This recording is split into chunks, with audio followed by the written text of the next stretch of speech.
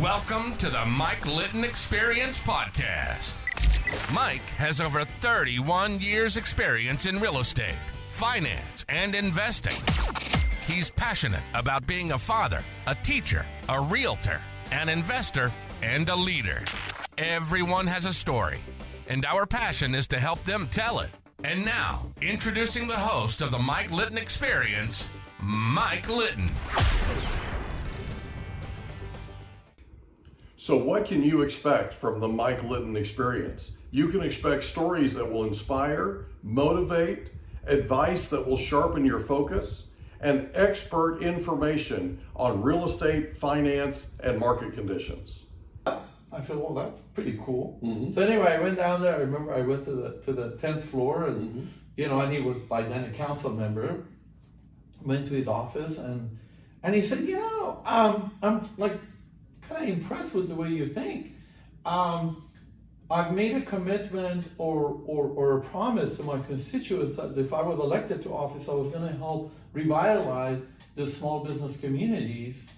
One of which that I had, a couple of businesses in. Okay. How do you feel about helping us do that work?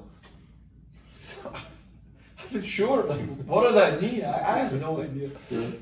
Anyways, what that resulted was I helped establish a couple of the, earlier on in San Diego, what they're known as the BIDs, Business Improvement Districts. Okay. Which we now have, I think, 20 plus of them. Yeah.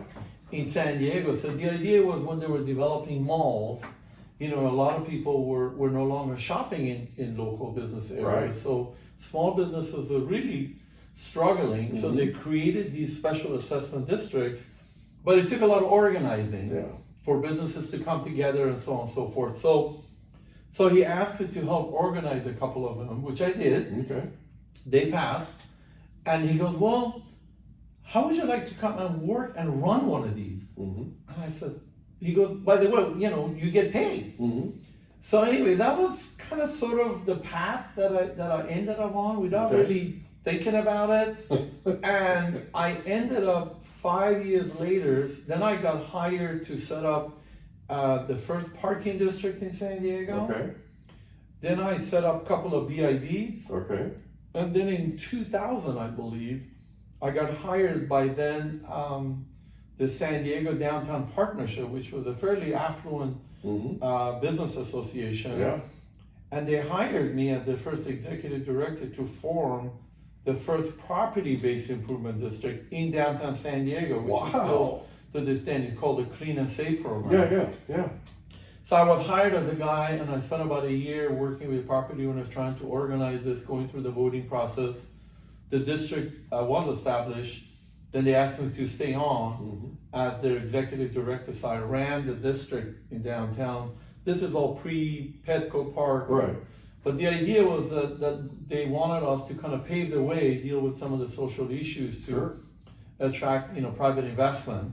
Wow. So that was kind of sort of how life took me in a whole different direction. Yeah. Amazing how that works. From being a small business owner, but I guess now that I think about it, it was all those small business experiences that really prepared me to step in that role. Yeah. Because I knew what was going on. I was boots on the ground. I knew full well what property owners, business owners, tenants, landlords have to deal with day in, day out. Because I walked in those shoes for many, many years. Yeah, many miles, yeah. So I wasn't just coming at it from academia, if you will. It was really hands-on, roll up your sleeves and go out there and identify the problem, but then create a solution for it. Well, it sounds like you did that in small business. And that basically, your ability brought you into government. And so you started doing that for the government, what you had been doing for your own small business. I think and it was for a other nice, businesses. it was a nice transition. Yeah. It certainly felt comfortable to me. Yeah. It felt like, oh, this is what I do every day. Yeah. I'm just applying my skills in a different format. That's awesome. Man, we need all the help we can get with local government, right? I mean, seriously, people like you are absolutely invaluable. So you're in government, and you've been in government now with the city for how many years? I've been doing that off and on, almost 6-7 years. Yeah. I have been in, around kind of BIDs and local government, very much local. Gotcha.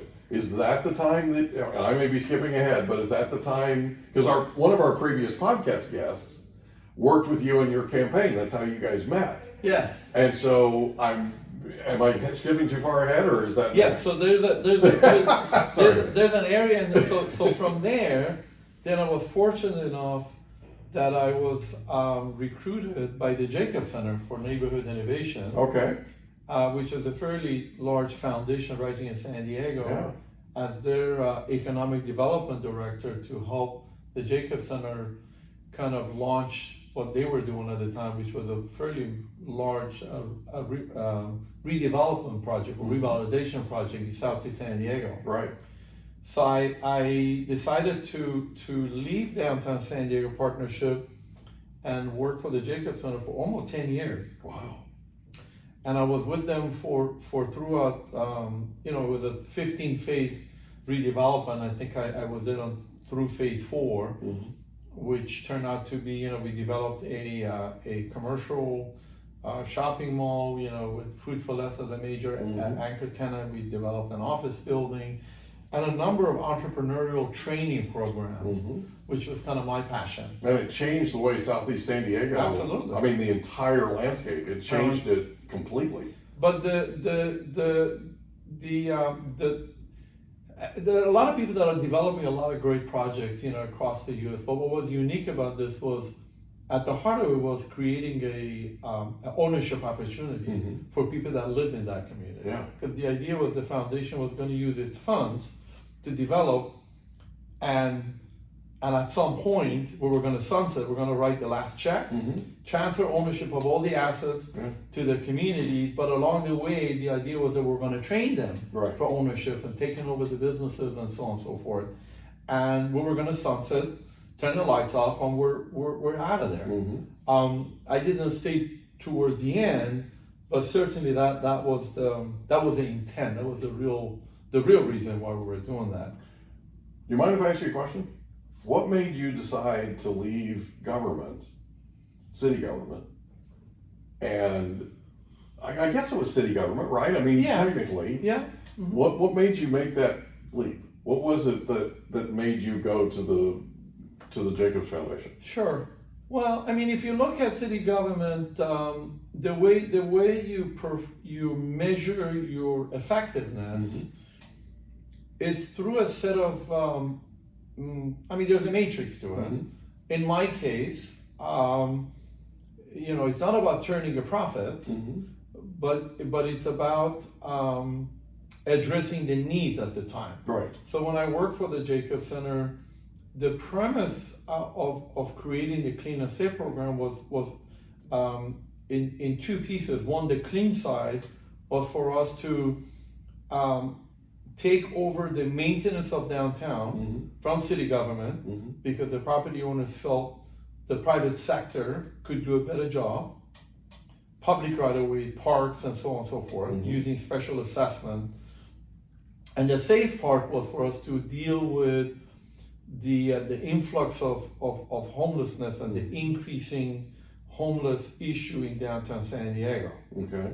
And so the idea was the property owners were putting their own private dollars into a privately funded program, but they wanted the governance to be not by the city government, but by the property owner. They wanted to make sure that these funds are being used for what they were designed for. Okay.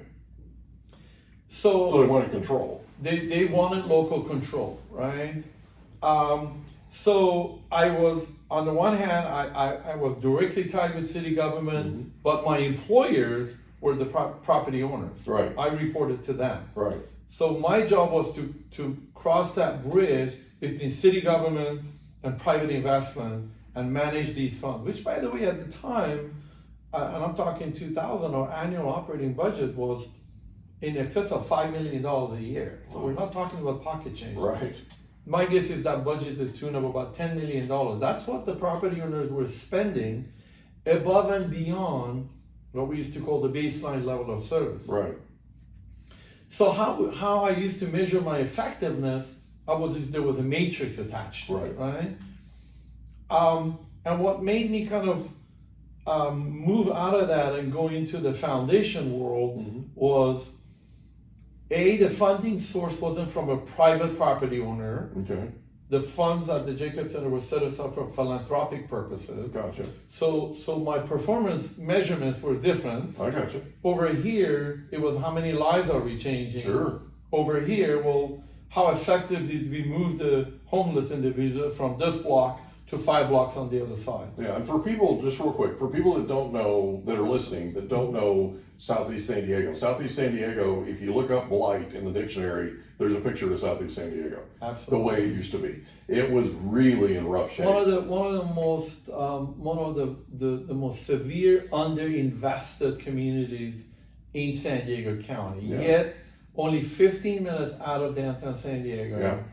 And it was quite something at the time. I remember when I first went for the interview, and I'm going to be honest with the viewers, I had never been there. Yeah. Because I had no reason to ever want to go to Southeast San Diego. Well, I had been to Southeast San Diego, and I can tell you from experience, Yeah. it's not some place you go And to I remember at the time, willingly anyway. yeah, at the time I was standing at the corner of Euclid Avenue and Market Street, and they used to refer to it as the 4 corners of death, which is where all the rival gangs used to meet. So the conditions were quite bad. Yeah.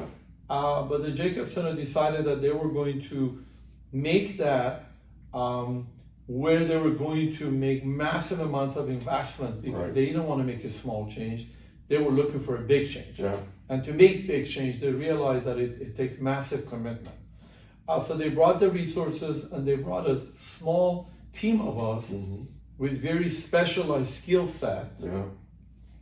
But the idea was for us to employ majority of the employees and project managers and boots on the ground from the community so that they were learning along the way as we were developing projects and building buildings and so on and so forth. So what was the biggest difference between what you did before and working with the Jacobs Foundation? The difference was instead of me reporting to a powerful property owner in downtown that said, hey, listen, I don't care what it takes, get those bums out of here. I don't care where you put them. Right. Versus when I worked for the Jacob Center, I was reporting to our board, and they were there for the long haul. They were not there to move any homeless people. They were there to really empower the community residents to improve their own life through a set of practices, training, and so on and so So forth. it feels like what your previous was, let's move them down the way. The other one was how can we uplift the entire community, Exactly. right? How can we make the whole community better? And that has a ripple effect. That has an effect on everybody. And coming from the humble background that I came from, I think working at the Jacob Center, it certainly made that connection for me because I kind of sort of saw myself years back. Although I lived in a loving family, but I lived in a similar community. There were no opportunities. Right.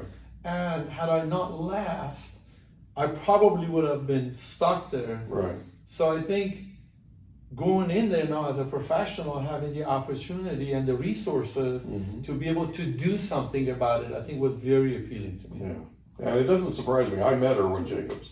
Happened to meet him at the Borrego Springs Visitor Center with his wife. And I was thoroughly impressed. Yeah. Thoroughly impressed. And he literally looked at me and said, how did you know it was me? How did you know I was here? I said, your car's out front. Yeah. What? I said, nobody else in the parking lot has a CDMA license plate. Yeah. Yeah. Quite We had a nice visit. Quite an individual, yeah. Nice guy. That's awesome. So you're with Jacobs for 10 years. 10 years. And then what happened? Then I kind of got this craving, and by then I had been in the nonprofit world, if you will, local government, nonprofit, foundation, collectively for a good 16, 17 years of my life. Yeah, good chunk. And I remember at the time I had just turned 50, and I think my entrepreneurial DNA was kind of calling out to me, saying, you know what, it's time for you to jump back in the for-profit side. So I decided to end that career, and my wife was a realtor at the time. She had been a realtor for a while, and I was thinking, okay, what am I going to do next? And by then I had perfected some of my business skills. I was thinking more clear. I had more resources available. I wanted to do something meaningful. Right. Just didn't know what that was. And so my wife and I decided that, hey, you know what? Maybe it's time for us to work together. So that's when she was a realtor and I had been investing in real estate. And remember, I worked for a nonprofit developer, Jacob Centers. I was around commercial development, kind of large scale development, the planning side of it. So I had this unique set of skills, which I thought we could apply. And shortly thereafter, we ended up acquiring a real estate franchise. And before you know it, we had an office, we had, 150 plus agents that we had to care for. And we've been going at it ever since. But you asked earlier about, along the way, and of course, I had acquired a taste for public office, and I liked it, I didn't like it, but there was something that was appealing to me. And I think the idea was, if I could ever be in a position where I could make some significant changes, I wanted to be the guy who would do that. I just didn't know how I would do it, because in business, the ultimate driver in business success is, you want to run a profitable company. Yes, you employ people, you create opportunities and all that, but your job at the end of the day, the matrix is how profitable you are, right? Exactly. That's how you're judged by. How you keep score. Yeah, absolutely. So of course, I had moved to the city of Chula Vista, and I was running businesses here, and then I was involved with, I was appointed as a planning commissioner, and so here I go again. I'm getting sucked back into the local government, and people said, "Oh, tell me more about that. Tell me more about that." And so I woke up one day and we hope you enjoyed another episode of the Mike Litton Experience. If you did, do us a favor, smash that subscribe button, tell your friends, family, and coworkers about our program, and wherever you get your podcasts, please leave us a rating. It helps us to connect with quality people just like you. And that's a wrap. Another episode of the Mike Litton Experience in the books. Reach out to Mike on Instagram at Litton Realty. Want to meet with Mike? Check out calendly.com/Rio760.